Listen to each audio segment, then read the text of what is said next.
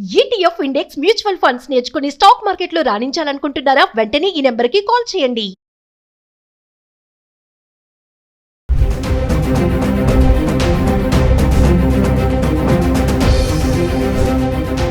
నమస్తే, welcome back to Suman TV. Present మనతో పాటు ఉన్నారు అనలిస్ట్ మందర్ కృష్ణారెడ్డి గారు.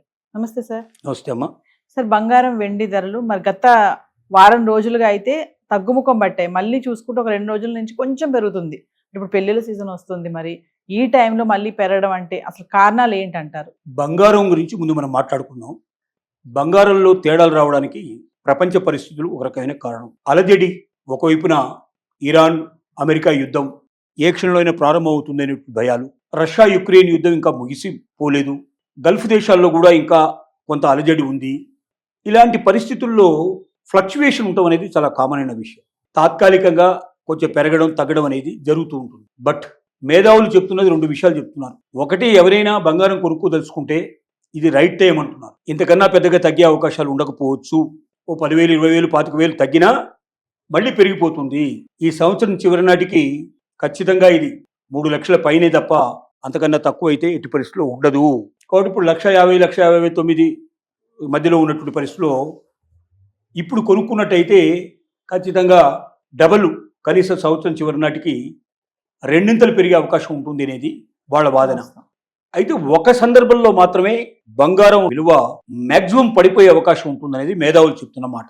అది ఏమిటి అంటే, రష్యా అమెరికా 2 కూడా ట్రేడ్ డీలు బాగా కుదుర్చుకొని పూర్తిగా రష్యా అమెరికా ఒకరికొకరు వ్యాపారం పెద్ద ఎత్తున చేయడం ప్రారంభమైతే, రష్యా డాలర్స్లో వ్యాపారం ఎప్పుడైతే చేయడానికి సిద్ధపడుతుందో అప్పుడు డాలరు బాగా బలంగా తయారవుతుంది, స్ట్రాంగ్ అవుతుంది.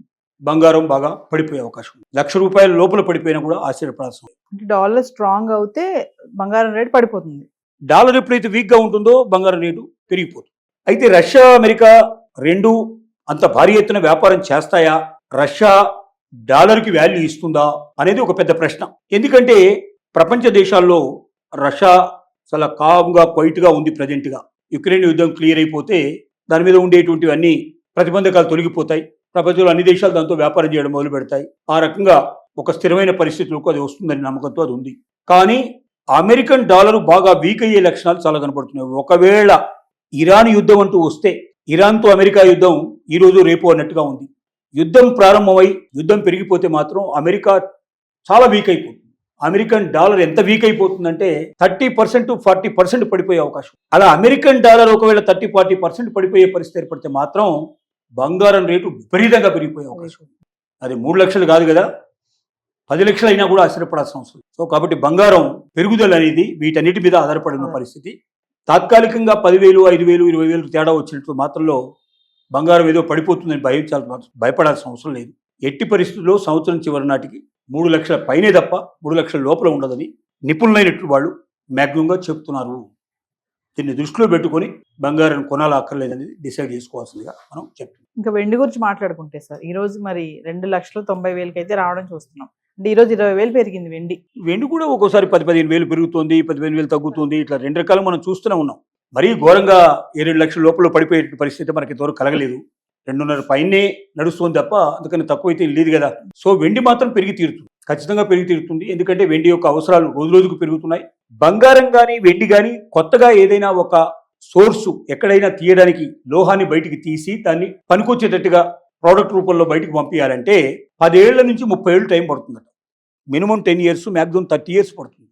అంటే ఇవాళ ఒక గని కనబడుతుందని వాళ్ళు తీస్తే దాన్ని మొత్తం టోటల్గా తవ్వి బయటికి తీసి దాన్ని వీటన్నిటికీ పనికి రావడం, ఏదైనా మనం ఇన్స్ట్రుమెంట్ తయారు చేయాలన్నా మరొకటి తయారు చేయాలన్నా ఆ పనికొచ్చే విధంగా మనకు కనబడుతున్న వెండి ఏదైతే ఉందో ఆకారం కనబడడానికి తయారు చేయాలంటే మినిమం 10 years నుంచి 30 years పడుతుంది. అంటే ఇవాళ ఒకవేళ 10 చోట్ల గన్లు కనిపెట్టినప్పటికీ ఆ ప్రొడక్షన్ రావడానికి 10 ఏళ్ళు పడుతుంది.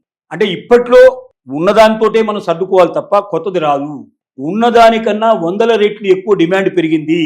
ఎక్కువ ఇండస్ట్రీస్ లోపల వెండి యొక్క ఉపయోగం ప్రతిరోజు పెరుగుతోంది. కాబట్టి మరి మనం అనుకున్నాం, ఎలక్ట్రికల్ సంబంధించినట్టు వాహనాల లోపల, సెమీ కండక్టర్స్ లోపల, బ్యాటరీ తయారీ లోపల, అలాగే ఔషధ పరిశ్రమల లోపల, రకరకాల పరిశ్రమల లోపల దీన్ని ఉపయోగించడం అనేది ప్రారంభించిన తర్వాత దీని డిమాండ్ కొన్ని వేల రెట్లు పెరిగింది. అంత ప్రొడక్షన్ మార్కెట్లో లేదు. కొత్త గనులు కనిపెట్టినప్పటికీ వాటిలోంచి ప్రొడక్షన్ రావాలంటే కనీసం 10 ఏళ్ళు పడుతుంది.